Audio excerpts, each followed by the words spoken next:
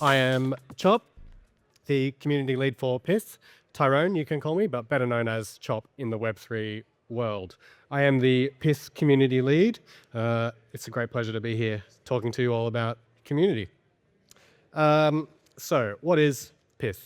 Pyth is price feeds for smart contracts. You've probably heard about what an oracle is and what it does, bridging Web2 data into the Web3 world. So we provide real-time market data for crypto, equities, FX, commodities to 100 plus blockchains, to 400 plus consumer dApps using data from a whole plethora of market participants, including Jane Street, Cboe, Bybit, Coinbase, Revolut, Camino Finance, and Synthetics. As you can tell, these are pretty serious participants in the Web3 space. And our next slide is not so serious. We have a group of community people called the Pythians and the Pythenians. These guys bridge the Web3 culture into the Web2 culture and bring together what is a very serious part of Web3 and makes it a little bit silly and a little bit fun. So the Pythenians came about as an NFT-run community project, spun up entirely by the community for the community. They took it upon themselves to make their own Pyth-branded NFT projects, where they manage their own treasury, which they use to reward community participants. Executed entirely by the community, this is a very unique NFT project and an exemplary example of the unique culture that we have within the Pyth community driving things forward. So why build a community? Community helps grow your brand, primarily. People love new ideas and things in crypto. We are all here because crypto brings forward new ideas and concepts for us to coalesce around that we think are really powerful and will change the world. It's really exciting. That's why I'm here, and I think that's why the majority of you are also here, because we're here to make change in the world, and that's a really exciting position to be in. A brand without a community, I think, will grow faster and healthier than a brand with a community will grow faster and healthier than a brand without a community. Your community are your cheerleaders, they are your FUD fighters, they are your network support, they are your business development agents, they help to provide the culture and all of the fun things that people like to do within a community. They are the soul of your brand and of your product. Without a community, a brand can feel quite stale, particularly in Web3. We all like to interact in this weird and wonderful space that is entirely different to Web2 in terms of culture. And a community within Web3 is really about setting a culture that people can interact with that doesn't really exist in the Web2 space.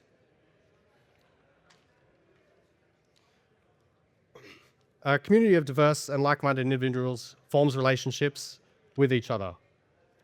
They grow around a central idea, and that central idea and the friendships that they make around that idea is a really powerful motivator for people to get involved and to continue to grow with one another.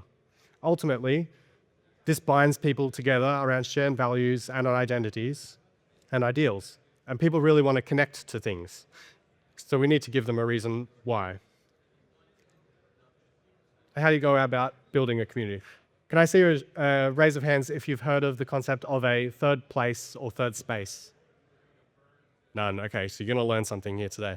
So in sociology, a third space or place refers to a social group or place that is separate from your usual two modes of engagement. So your home and your workplace, where you meet people. A third place is somewhere separate to your home and your workplace. Traditionally, this is a sporting club or a religious group or a bowling alley, you name it, could be anything. More and more, people are finding their third places not in the physical world, but in the digital world. So in Web3's case, a third place for a lot of people is a Discord server or Telegram or a group of friends that they've met on Twitter and that they interact with. So my goal as a community lead is to make Pyth a third place for everybody involved in the community, somewhere where they can come together, enjoy themselves, share information, hopefully get value back out of it, and to feel a sense of belonging around a core brand identity, which is the Pyth network. So how do we go about making that third space? We tell stories. We're here to contribute to something, a network in this case, that is much larger than ourselves. And my job is to facilitate people to connect to that as much as possible, to help grow their identities and grow their own brands. So how do we do that? We lend our personal brand capital to people, and we lend our network brand capital to people to help grow their own identities and their own brands around the core Pyth group. I want community members capable of taking my job, and ultimately I see it as my job to build up anybody in the community with the skills, the know-how and the knowledge of not only Pyth but also Web3, that they can go out into the world and really engage meaningfully, not only with Web3 but also Web2 people, and bring more people into the tent. So how? Again, you lend people our social capital, you grow their brands, and you help them grow. So my job is to find believers and to lean into those people. Not farmers, not people looking to make a quick buck and leave, but people who buy the broader Web3 philosophy of cultural change, and to let people create without fear and lean into opportunities. A community's growth is your brand's growth as well. The more you can build up your community members, the more you are able to build up your brand. The best KOLs are passionate, authentic community participants, not paid shills. They are engaging because they want to. They feel responsibility over the network's health because they have built up a sense of identity around that network, and therefore they feel responsible for that network's health and the growth of that network. So give people things to do in order to create this third space. Give them the ability to create friends and to facilitate fun and weird. Weird is undervalued, I think, in Web3. People want to be able to have fun and to engage meaningfully in things without being too serious, and to let their hair down and have fun at the same time. If friendships are made, people are far more likely to return to your community and to engage meaningfully. Ooh.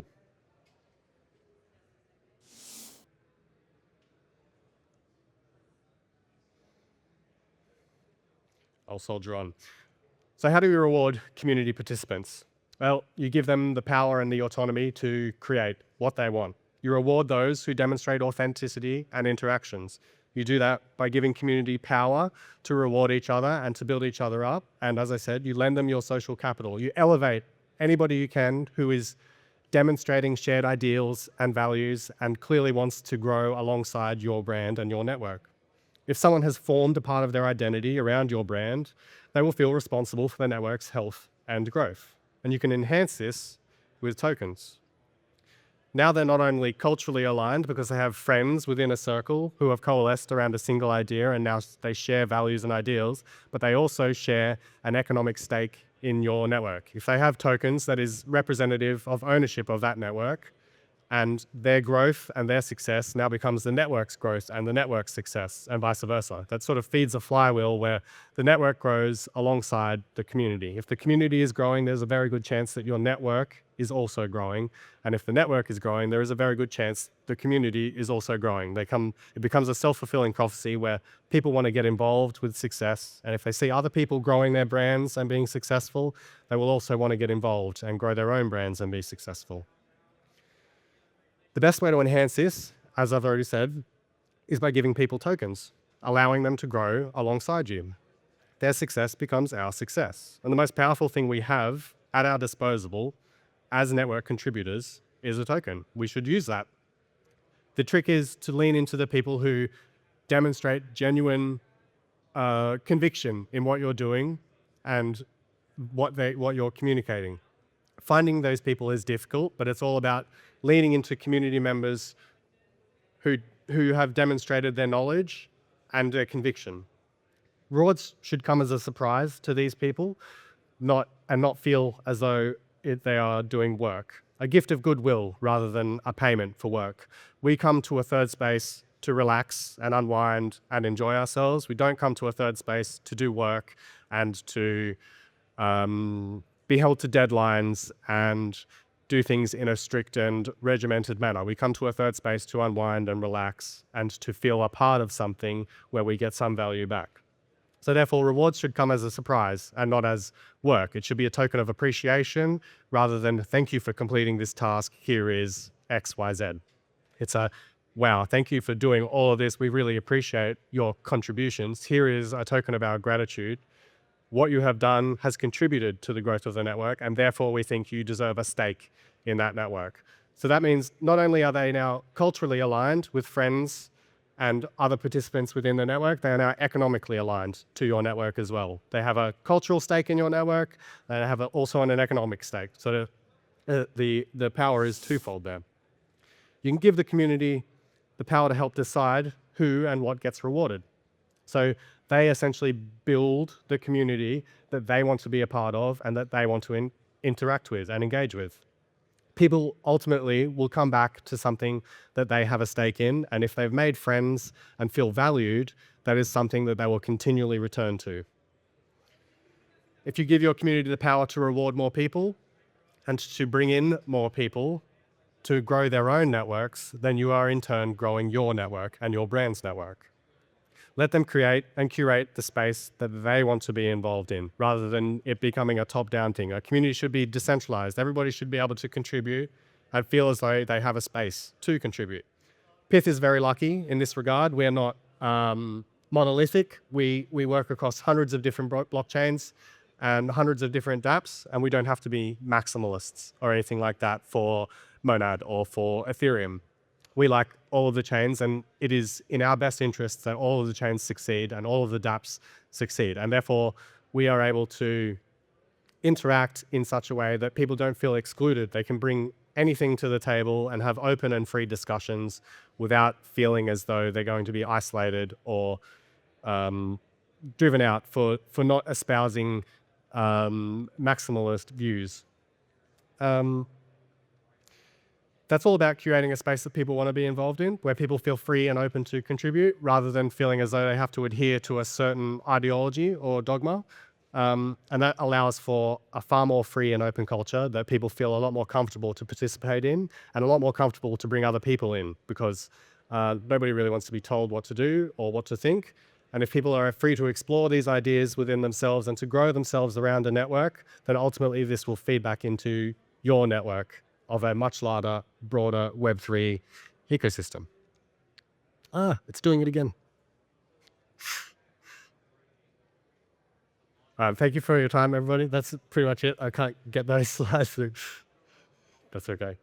Thanks for listening. If anybody has any questions about community, how to grow community, or Pyth Network in general, please feel free to stop me around the site. I'm more than happy to chew your ear off about growing community and getting all these things happening. I'm genuinely really passionate about it, and really proud to be here presenting to you about the Pyth community. Thank you. Have a great day.